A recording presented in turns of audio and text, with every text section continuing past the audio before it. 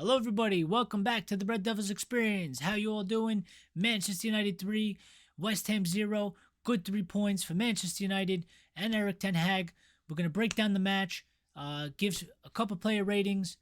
Before we do, please smash the like button. Really helps out. Greatly appreciated. Share and subscribe if you haven't already, and turn on the notifications so you know when we're going live. Because starting next week, big announcement, we will be doing live shows from now on, and we want you to get involved. So we're really excited for that. Really excited to hear from you.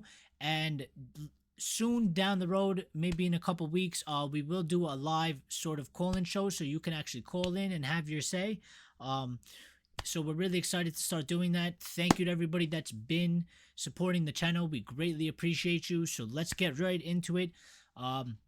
I want to start off with the 2 goal scorers. Rasmus Højlund, fantastic goal by him. Fantastic move. So happy to see him continuing his streak on the score sheet. And it was a great move, great goal. And that's our striker, man. Just give the kid the ball, and he will score. It was clear from the very beginning. And listen, we did a little bit of protecting because we spent a little money on him. I think unfairly to him. We probably shouldn't have spent as much money on him as we did. And the original plan, he was never supposed to be the only striker at the club, and he is, so a lot of pressure on him. But I'm glad to see him now. It took him a while to get used to it, but I think he is fully adjusting. I think the team is fully adjusting to him and having him around. They're trusting him more. They're looking for him more. And that's something that I want to point out real quick, that the team, if you go back a couple weeks, the team was playing very selfish. The players in the team, and that's kind of been nipped in the butt the past 2 games, which is very, very encouraging. I like seeing this. We're playing more as a team now. I still think that we need a couple more matches to really find our feet and our way. There's some things that we need to clean up, some things that we could do better. But the past 2 performances, there's been some very positive stuff that's showing indications that the team is gelling, the team is playing more together. They are simplifying their game, and you can sort of see the squad kind of molding together and coming together at this point of the season, which is what we definitely need. Everybody seems to have their spot, and substitutes are coming on. They're having impacts. Players like Scott McTominay, who, again, I don't think anybody would argue for him to start. But listen, the guy has come on the last 2 matches, 10, 15 minutes or whatever it was. And, he's played pretty good coming off the bench. So I'm happy for him to do that, but we need our main players starting and playing together as much as possible. And I think that's what's happening. I really, really hope that Lisandro Martinez is not too seriously injured. Did not look good. He sustained some sort of a knee injury, and that was his original injury that kept him out for a large part of the season. He had to have surgery on it. It was sort of ugly. Player fell on top, like full body weight on top of the back of his leg, which put pressure on his knee. I think it stretched it in a weird way. So I'm really hoping. I mean, he did walk off the pitch. So I'm hoping it's not too bad of an injury. I hope it's not like a tear or something, because that means he's going to be out for at least weeks. I hope he doesn't have to do another surgery. That would be awful and heartbreaking.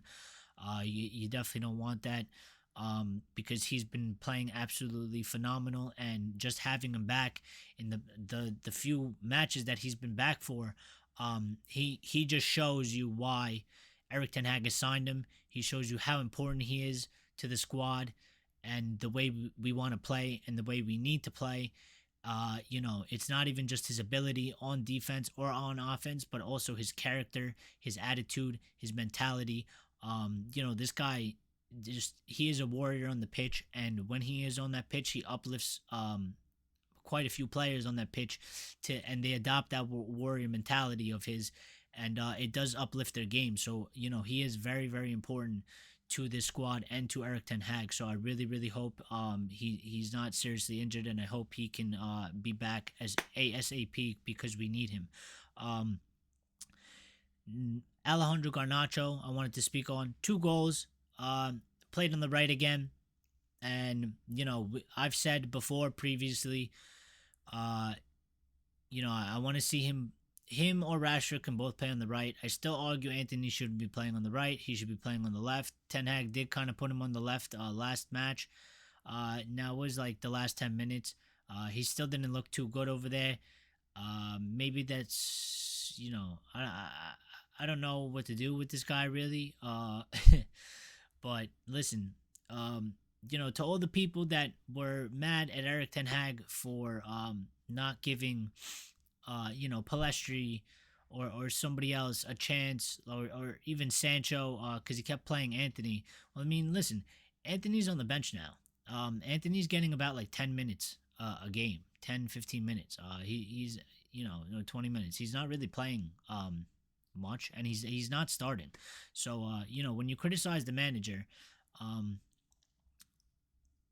it's okay to criticize the manager, but listen, when he proves you wrong, you got to say, you know what, I was wrong, because people are crying favoritism, and maybe sometimes it is favoritism, but I think Erik ten Hag is a calculated guy, and he's not the type of manager that strikes me as he's buddies with the players. Solskjaer was kind of like that. They were more like mates. They were more like friends. Erik ten Hag doesn't strike me as that type of coach. I'm sure he's strict when he needs to be, and I'm sure he's friendly when he needs to be. But I don't think he's trying to be best friends with any player in the squad. I think this is business for him, and I think he since he's been here, he has given players more than a fair shot at making themselves in the squad. And I think when players have taken those opportunities, he's rightfully rewarded them and has kept them in the squad, and they've rightfully reaped the benefits of that. And I think he gives more opportunities than more managers would to players for a longer period of time. And keeps allowing them to see where they can go. But after a certain period, he cuts it off, and then it's time to change. And I think we're seeing that with Anthony right now, that he gave Anthony a lot of chances. Anthony had a lot of chances, and he gave him more than enough chances. So Anthony can't really argue that he's not starting matches. Alejandro Garnacho is playing way better than him, and Rashford contributes way more than Anthony. So obviously Garnacho with the 2 goals on the right today. Last match, we said he kind of looked he was a little bit quiet. He looked a little bit lost. Not lost, but he was just a bit quiet more than usual, and that's because we usually go down the left a lot. Today, he made it happen from the right. Rashford was a little bit more quiet, and Garnacho made on the right. But this is what having a team, this is what's having a squad is all about, man. You're not going to be on fire every match. You need to play together, and one match is going to be one guy's game, and the next match is going to be the other guy's game. And this is what a squad is about. This, when one of your players don't turn up, you need your other player to turn up. Not everybody can turn up every day. And that's fine, but the majority and the core group of the players, they need to turn up, so that when 1 or 2 of our players are having an off day, we can help them along the way, and we can still pull out a result, which is it was an important 3 points, important clean sheet, and I want to say, it was something that we haven't really been able to do this season. We built on top of a result that we needed. These are 2 very, very good results when you put it into the perspective of the season. One, we got an away result, which our away record has been absolutely awful, garbage. So, and we scored 4 goals, and we were in the lead, gave up the lead, and then took back the lead and scored a last-minute winner. And then we went into this match, took that performance, built on top of that performance, played at home, scored 3 goals, got a clean sheet. So while, yes, some of the parts of the match might have been ugly, might have not been pretty, we might not be as happy because West Ham had more of the possession for certain periods of the match, and you know, we're Manchester United and we want to see our team dominate and attack, and I get all that, but you know, like I said, we got to start somewhere, we got to build somewhere, and we got to take one step at a time, and that's what we're doing right now. We're taking one step at a time, but it's looking good. It's looking like, you know, something is hopefully finally bubbling. It took us all the way to February. I'm really hoping. We got a couple more important matches coming up. You know, we got Villa coming up, which that's another must win because Villa's ahead of us by 8 points, and if we can beat Villa, you know, we get that's a 6 point match right there. In our journey for top 4, and you know, especially if we beat Villa, you know, top 4 is definitely on then, 100%. So we got to see what happens there. But in terms of the match, you know, I think we played pretty good overall.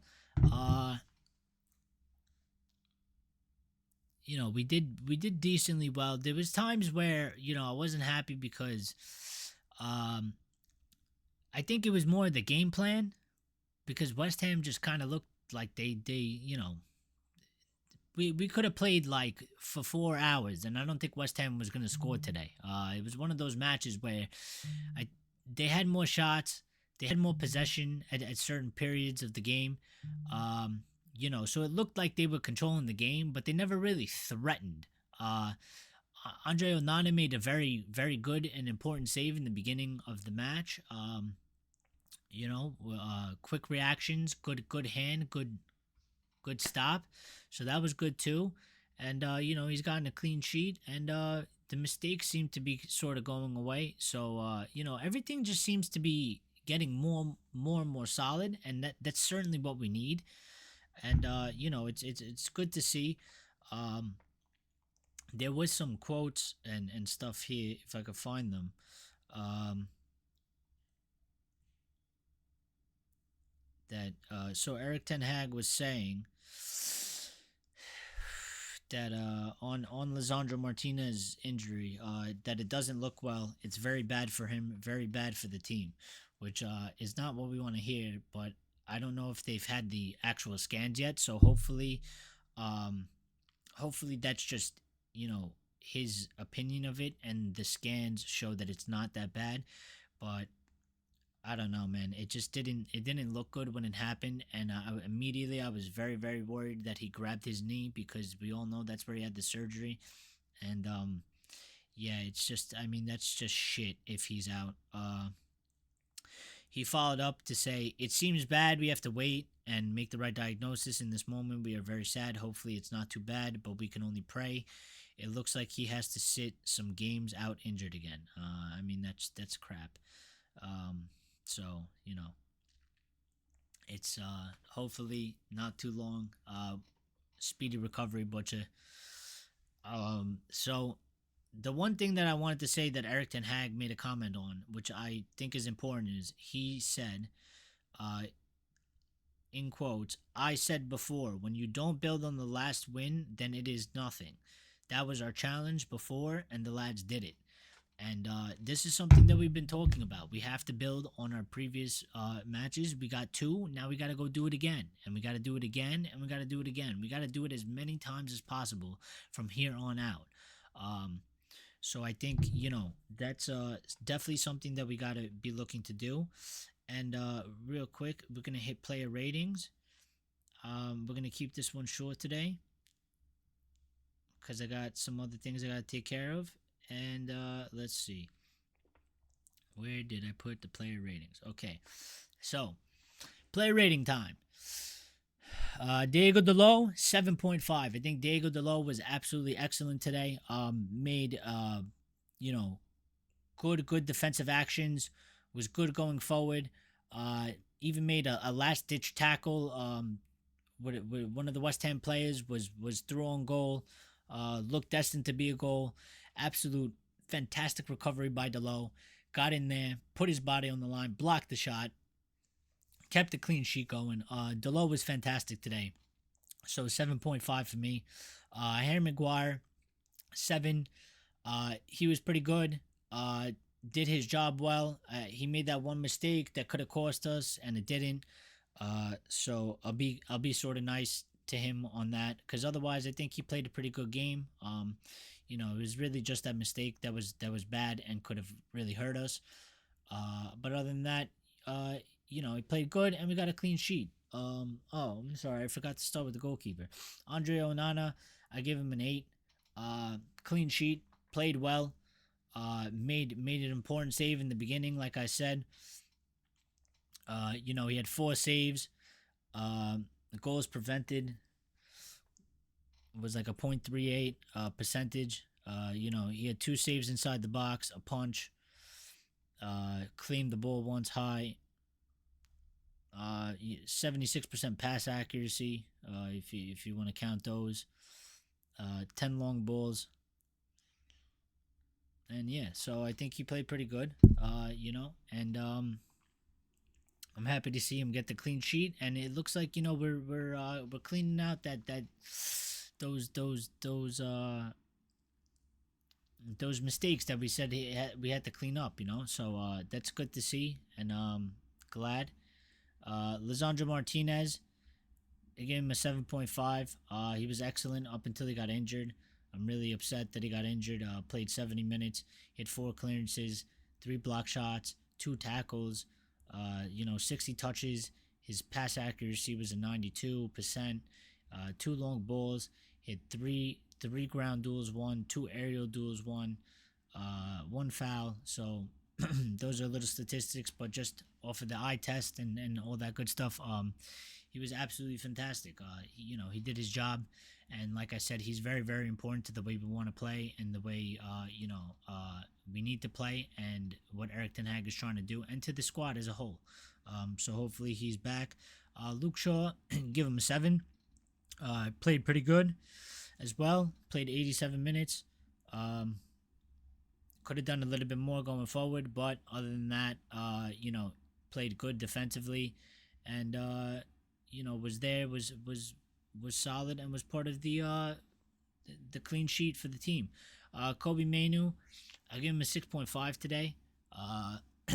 He played good, but he just seemed a little bit tired. Played 65 minutes, so not that he had a bad game, because 6 is average, so he was a little bit above average. But I don't think I think he played absolutely fantastic against Wolves. This was more just of an average match, but he still played good. It was still good showing by the 18-year-old. You know what I mean? And he did his job.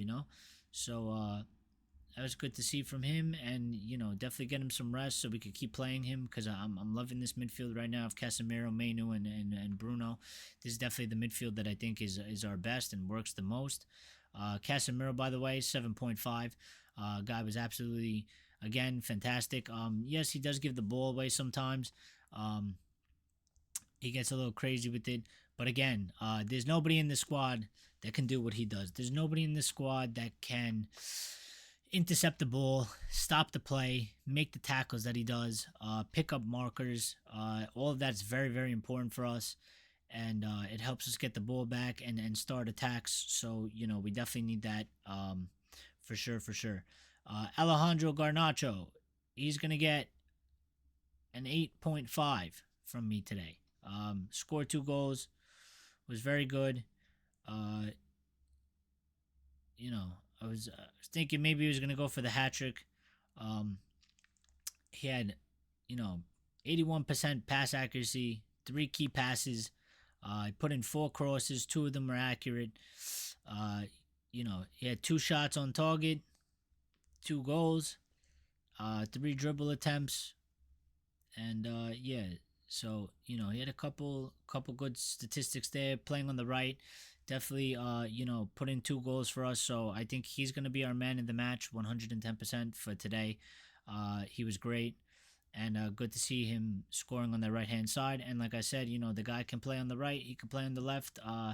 So, him and Rashford should be playing, and Anthony should be coming off the bench. And still, I would argue, play Anthony on the left and use Amad Diallo as a backup right winger and play him on the right when you need to make a substitution. Bruno Fernandes, 7.5. Captain, got an assist. Had 81 touches on the ball, had 87% pass accuracy, 3 key passes, 2 crosses, none of them that came off, but 2 crosses. He had 4 long balls, 3 of them are accurate, had a shot on target, had 1 shot blocked, 2 dribble attempts, completed 1, ground duels, he had 1-2, 1-1 aerial.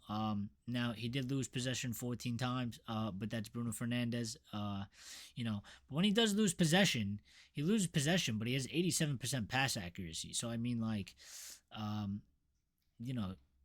it's a give and take with him. But 7.5, I think he did well, and he got an assist. So, and Marcus Rashford, I'm gonna give him a 7 today. Played 90 minutes.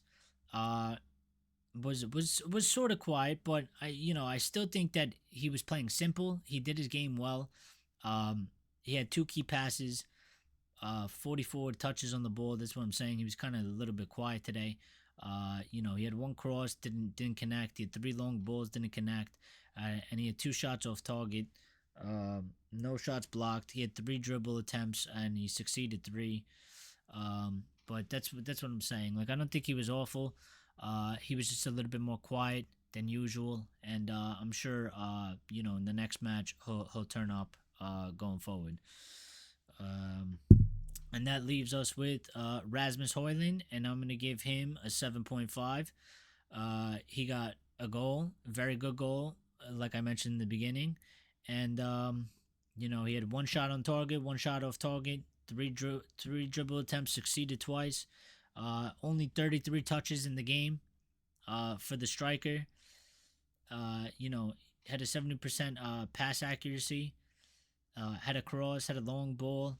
And, this guy, when he battles it out, too, he uses his body. He had 5 out of 7 1 ground duels and 2 out of 5 1 aerial duels. He lost the ball 11 times. So,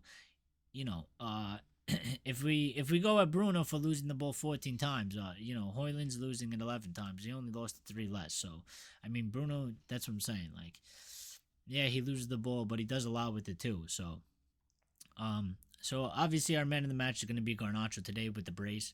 I think he definitely deserves it. Scott McTominay, I'll give him a 7. I think Scott McTominay did pretty good when he came on, and he got an assist. So, I liked what he did. He went for goal, didn't put it on target. Could have been on target, could have scored a goal, but I think Scott McTominay came on. I think he was fairly positive. I think he did put some influence onto the game in the position he was playing. He went to play Cam, and Bruno dropped back a little bit. Rafael Varane, I think, played pretty good when he came in for Alejandro. Played the good 25 minutes or so, and so I give him I give Varane a decent 7. Lindelof only played a few minutes, so I give him like a 6.5. And Anthony, I think Anthony played, he only played 9 minutes.